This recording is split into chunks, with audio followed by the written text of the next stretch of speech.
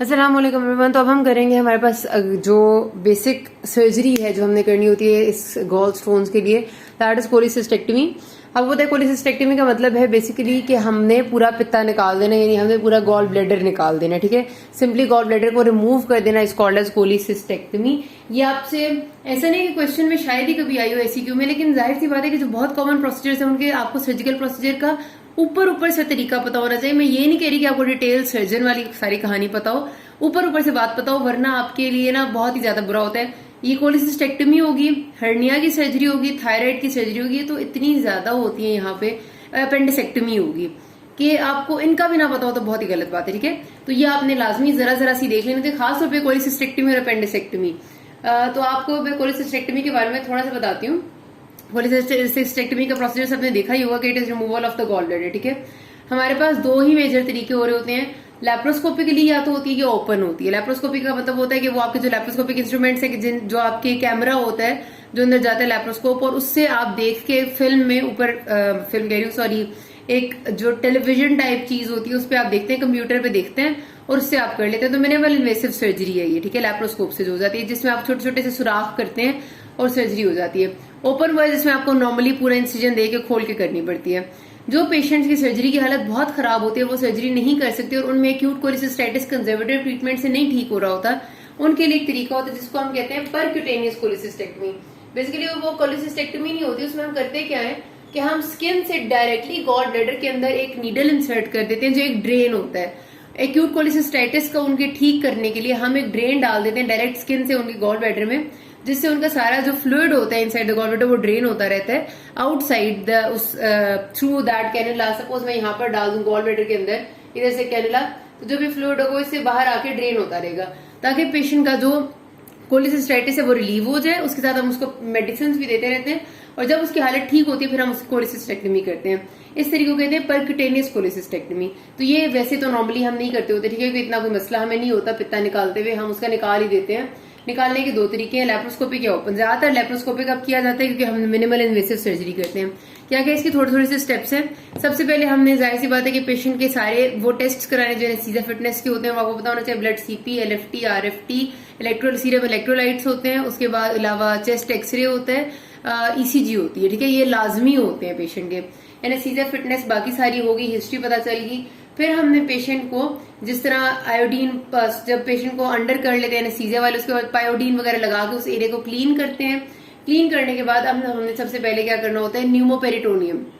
Pneumoperitoneum का मतलब ये होता है कि हमने पेट में कार्बन डाइऑक्साइड गैस भरनी होती है, पेरिटोनियल कैविटी जो आपका एब्डोमिनल कैविटी, और उसकी वजह ये होती है कि हम चाहते हैं कि वो थोड़ा सा फूल जाए, थोड़ा सा उसमें जगह ज्यादा हो जाए, ताकि हम इजीली वर्क कर सकें उस एरिया में। ठीक है, जहां पर हमने काम करना है, वरना ज्यादा करीब चीजें होंगी तो वर्क करना मुश्किल होता है। उस चीज को एयर जो इंट्रोड्यूस करते हैं हम एब्डोमिनल कैविटी में, उसको कहते हैं न्यूमोपेरिटोनियम। ठीक है, अब न्यूमोपेरिटोनियम ज्यादा जो अब किया जाता है वो ये कि सिंपल आप एक नीडल इंसर्ट करते हो कार्बन डाइऑक्साइड वाली, और उससे आप एयर जो है वो भर देते हो आराम से। ठीक है, एक नीडल इंसर्ट करने से भी होता है। दूसरा तरीका ये होता है कि आप बाकायदा एक इंसिजन दें, छोटा सा एम्बलाइकस वाली जगह पे इंसिजन से आप पोर्ट इंसर्ट करें और पोर्ट के अंदर से फिर आप हवा अंदर भेजें। उससे बेहतर होता है कि आप डायरेक्ट नीडल डाल दें। मतलब दोनों तरीकों से हो सकता है, कार्बन डाइऑक्साइड डालनी है। जब आप उसके पेट में न्यूमोपेरिटोनियम कर देते हैं, हवा भर देते हैं, उसके बाद अब आपने अंदर जो है वो पोर्ट्स डालने होते हैं। पोर्ट्स में सबसे पहला पोर्ट जब अम्बलाइकल होता है, बिल्कुल इधर से हम अम्बलाइकल, हम उस जगह पर इंसिजन देते हैं। इधर से हम इंसिजन, एक ट्रोकार होता है, ट्रोकार का मतलब आगे से नुकीली चीज होती है जिससे हम अंदर जाते हैं एब्डोमिनल कैविटी के, और जब अंदर चले जाते हैं तो उसके बाद हम इस जगह से एंडोस्कोप डालते हैं। ठीक है, ये वो जगह होती है एंडोस्कोप से, सॉरी मेरा लैप्रोस्कोप, जिधर से मेरा लैप्रोस्कोप जाएगा। लैप्रोस्कोप एक कैमरा होता है जिसके आगे लाइट भी होती है। ठीक है, तो ये लैप्रोस्कोप मैं इस अम्बलाइकल वाले पोर्ट से डालूंगी अंदर, और मैं सारी जो पेरिटोनियल कैविटी है मैं उसको देखूंगी कि अंदर से कैसी है, ठीक ठाक है, क्या हालात है वगैरह। ठीक है, थोड़ी सी इंस्पेक्शन भी कर लेते हैं। उसके बाद हम कैमरा, यानी हमारा लैप्रोस्कोप अंदर ही होता है, तो उसके अंदर होते हुए हम बाकी 3 और पोर्ट्स डालते हैं। कहाँ पर डालते हैं, जो पहले है वो मिड लाइन में जीफी स्टर्नम से ऑलमोस्ट 5 मिलीमीटर नीचे एक इंसिजन यहाँ पर हमने देना है। ठीक है, अगला इंसिजन हमने देना है जो मिड क्लेविकुलर लाइन है, यहाँ पर आपका क्लेविकल होता है, उसकी मिड लाइन है, mid clavicular line below this costal margin 7 millimetre from this area, इस जगह देना है। तीसरा हमने देना है हमारा जो एक्जिला की एंटीरियर एक्जिलरी लाइन है उसमें बिलो 9th कॉस्टल कार्टिलेज, यानी इस जगह। तो 1 2 3 हमने इंसिजन देने होते हैं, एग्जैक्ट मेजरमेंट्स होती हैं इनकी। और चौथा ये वाला पोर्ट होता है जहां से लैप्रोस्कोप पास की होती है। तो क्या लैप्रोस्कोप इधर से होती है, यानी कैमरा आपका यहाँ से क्या होता है, 3 और इंसिजन देने होते हैं। तो ये 3 इंसिजन जाहिर सी बात है इसके जरिए आप डिपेंड करते हैं कि आपको क्या चीज चाहिए। कभी कभार आपने एक इंसिजन में से हमेशा जो आप डालते हैं ना कोई ऐसी चीज डालते हैं, ग्रास्पर होता है या कोई ऐसा रिट्रैक्टर होता है जिससे आप चीजों को रिट्रैक्ट करके रखते हैं, ठीक है। तो एक इंसिजन ये वाला भी आपके असिस्टेंट ने पकड़ा होता है, जिससे आपने रिट्रैक्टर डाला होता है वो भी आपके असिस्टेंट ने पकड़ा होता है, और 2 होते हैं सर्जन के हाथ में, जिसमें एक में वो ग्रास्प कर रहा होता है, दूसरे से वो कुछ ना कुछ कर रहा होता है, या काट रहा होगा या कॉटरी कर रहा होगा या वो उससे कुछ भी कर रहा है, मतलब कर रहा है। ये 2 सर्जन के होते हैं, डिपेंड करता है कौन से 2 होने हैं, लेकिन बहरहाल 2 सर्जन के होते हैं। ये करने के बाद अब आपने अंदर सर्जरी जब करनी है तो आपने गॉल ब्लैडर देखना है। गॉल ब्लैडर ऐसे करके पड़ा हुआ होगा, ठीक है, आपने उसको आइडेंटिफाई कर लिया। गॉल ब्लैडर को निकालने का जो तरीका होता है, मतलब आपने जाहिर सी बात है कि उसको चीजों से अलग करना है, तो आपके पास ये मसला आ रहा होता है कि आगे ये जुड़ा हुआ एक सिस्टिक डक्ट है इसकी, ठीक है, ये गॉल ब्लैडर से डक्ट निकलती है, सिस्टिक डक्ट होती है। एक तो आपने ये काटनी है, और दूसरा जो आर्टरी इसको सप्लाई करने आ रही है सिस्टिक आर्टरी, उसको आपने क्लैंप करके काटना है। डायरेक्ट नहीं काट देते हो तो क्लैंप करते हैं पहले उसको, फिर काटते हैं। तो इसके लिए हमें क्या करना होता है, हमें कैलेट्स ट्रायंगल तक पहुंचना है। ये आपका लिवर है, ये लिवर का लोअर बॉर्डर है। लिवर के बैक साइड पे आपको पता है गॉल ब्लैडर होता है। ये सपोज करें गॉल ब्लैडर पीछे की तरफ से झांक रहा है, यूं करके लगा हुआ है, ठीक है, सपोज कर लेते हैं ऐसे करके, ये मैंने किस तरह का ऐसे करके कुछ है, ठीक है, सपोज कर लेते हैं। और एक गॉल ब्लैडर से सिस्टिक डक्ट निकल रही है, ठीक है। ये हमारे पास राइट और लेफ्ट हेपेटिक डक्ट्स हैं जो मिलके बना रही है कॉमन हेपेटिक डक्ट। हमने पढ़ा था कि राइट और लेफ्ट हेपेटिक डक्ट मिलकर कॉमन हेपेटिक डक्ट बनती है, और सिस्टिक डक्ट और कॉमन हेपेटिक डक्ट मिलके क्या बनाती है, कॉमन बाइल डक्ट, ठीक है। ये वो होगी जगह।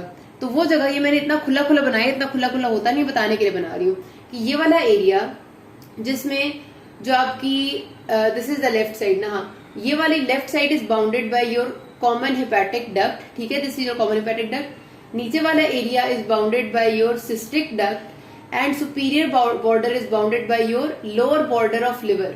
ये जो एरिया है ना, ये ऐसे करके जो बने, इसको हम कहते हैं कैलेट्स triangle. Very very very important, आपसे बाउंड्रीज इसकी पूछते हैं, आपसे इसकी लोकेशन पूछते हैं, और आपसे इसकी सर्जिकल इंपॉर्टेंस पूछते हैं। कोलिसिस्टेक्टमी करते हुए हम कैलेट्स ट्रायंगल को आइडेंटिफाई करते हैं, क्योंकि जब हम उसको आइडेंटिफाई कर लेते हैं तो हमें पता होता है कि अब ये वो जगह है जहां पर हमें सिस्टिक डक्ट मिल जाएगी। सिस्टिक डक्ट हमने ढूंढनी होती है असल में, क्योंकि ज़ाहिर एनाटमी वहां पर जब देख रहे होते हैं ना तो हम पता नहीं चल रही होती ना आपको इस तरह चीजें। सिस्टिक डक्ट को आप देखेंगे, आप उसके ऊपर से कवरिंग को हटाएंगे, पेरिटोनियल कवरिंग को, और आप उस पर ऐसे क्लैंप्स लगा देते हैं, क्लिप्स लगाते हैं, ठीक है। आपने 3 क्लिप्स लगा दी उस पर, और एक इस तरफ और इन दोनों के दरमियान से आपने इसको काट दिया, तो ये सिस्टिक डक्ट तो अलग होगी। सेम यहाँ पर सिस्टिक डक्ट के साथ ही आपकी आर्टरी पड़ी हुई होती है, उसको भी आप क्लिप्स लगाते हैं और दरमियान से काट देते हैं। ये आपने अलग कर दी। उसके बाद आप गॉल ब्लैडर सारे को लिवर से रिजेक्ट करना शुरू करते हैं। फंडस की तरफ से शुरू करेंगे, आसानी होगी, जैसे मर्जी आप करें। उस सारे को आप गॉल ब्लैडर को लिवर से उखाड़ लेते हैं। यहाँ से तो पहले ही कटा हुआ था, इधर से भी कटा हुआ था, फिर वो आप गॉल ब्लैडर जो है वो सिंपली रिमूव कर लेते हैं। ज्यादातर आप इस एपिगेस्ट्रिक वाले पोर्ट से उसको बाहर निकाल लेते हैं। तो ये सिंपल से आपकी कोलिसिस्टेक्टमी हो जाती है लैप्रोस्कोपी से। कोई ऐसी मुश्किल बात नहीं होती। जाहिर है थोड़ी सी डिटेल्स, काफी ज्यादा डिटेल्स इसके अंदर होती होंगी जो सर्जन ज्यादा बेहतर जानते हैं। इतनी सी आपके लेवल के लिए काफी है। अब जाहिर सी बात है, अगर पूछेगा कि अंदर क्या क्या हैजर्ड्स हो गए, तो आप कुछ भी डैमेज कर सकते हैं। हो सकता है आपने सिस्टिक डक्ट डैमेज कर दिया, हो सकता है आपने हेपेटिक आर्टरी, आपने लिवर को डैमेज कर दिया, हो सकता है इसके नीचे क्या पड़ा हुआ है, यहाँ पर आपका असेंडिंग कॉलन पड़ा हुआ है, यहाँ ट्रांसफर्स कॉलन पड़ा हुआ है, साइड पे स्टमक पड़ा हुआ है, साइड पे ड्यूडेनम पड़ा हुआ है, कुछ भी डैमेज हो सकता है। इससे ऊपर की बात करेंगे तो लिवर पड़ा हुआ है, इसके ऊपर इतना बड़ा, वो डैमेज हो सकता है। उसके साथ हो सकता है कि आपने गॉल ब्लैडर को डैमेज कर दिया और सारी स्टोन्स जो है वो फैल गई और अब आपको ओपन करना पड़ गया एब्डोमेन, ठीक है। तो ये भी आपके पास सारी की सारी इसके हैजर्ड्स होते हैं। कॉन्ट्राइंडिकेशन क्या है, आपने कब लैप्रोस्कोपिक सर्जरी नहीं करनी, वो पेशेंट्स जो न्यूमोपेरिटोनियम बर्दाश्त ना कर सके। न्यूमोपेरिटोनियम क्या होता है, कार्बन डाइऑक्साइड होती है। अगर वो पेशेंट कार्बन डाइऑक्साइड, कोई ऐसा पेशेंट है जो बर्दाश्त ही नहीं कर सकता, तो आप उसमें कभी भी नहीं करेंगे, क्योंकि खतरा होता है कार्बन डाइऑक्साइड ब्लड में एब्जॉर्ब हो जाए और वो पेशेंट उसकी वजह से मर जाए। तो कंजेस्टिव हार्ट फेलियर के पेशेंट्स, जो क्रॉनिक ऑब्स्ट्रक्टिव पल्मोनरी डिजीज के पेशेंट्स होते हैं, जिनमें पहले ही कार्बन डाइऑक्साइड ज्यादा होता है, उनमें आप कभी भी ये नहीं करते कार्बन डाइऑक्साइड की वजह से। और उसके अलावा जाहिर सी बात है, जो लिवर फेलियर है जिसमें बहुत ज्यादा है, या फिर जो बहुत ब्लीडिंग डिसऑर्डर का पेशेंट है, उसमें आप लेप्रोस्कोपिक नहीं करते, उसमें आप ओपन करते हैं। ओपन का क्या तरीका होता है, ओपन में सिंपल सी तरीका है कि आपने इस जगह पर राइट सब कॉस्टल एरिया में ऐसे इंसिजन देंगे जो जीफी स्टर्नम से लेकर आपके एंटीरियर एक्सिलरी लाइन तक आ रही होती है, ठीक है, बिलो योर सब कॉस्टल मार्जिन, मतलब जो आपका रिब्स जहां खत्म हो रही है उससे नीचे आप इंसिजन देते हैं। ज्यादातर यही इंसिजन देते हैं, या फिर आप चाहेंगे तो आप यहाँ पैरामीडियन इंसिजन यानी यहाँ पर ऐसे करके भी दे सकते हैं, लेकिन प्रिफर्ड ये वाली है, इस तरह वाली, ठीक है। ये देंगे, आप खोल लेंगे, उसको खोलने के बाद आप देखेंगे स्किन सबक्यूटेनियस टिश्यू हटा लिया, उसके बाद मसल्स आ जाएंगे। मसल्स में आपके जो आपका रेक्टस मसल होता है उसको आप काट लेते हैं, अंदर चले जाते हैं, पेरिटोनियम को हटा लेते हैं, अंदर आपको गॉल ब्लैडर नजर आ जाता है। ठीक है, साफ साफ गॉल ब्लैडर नजर आएगा।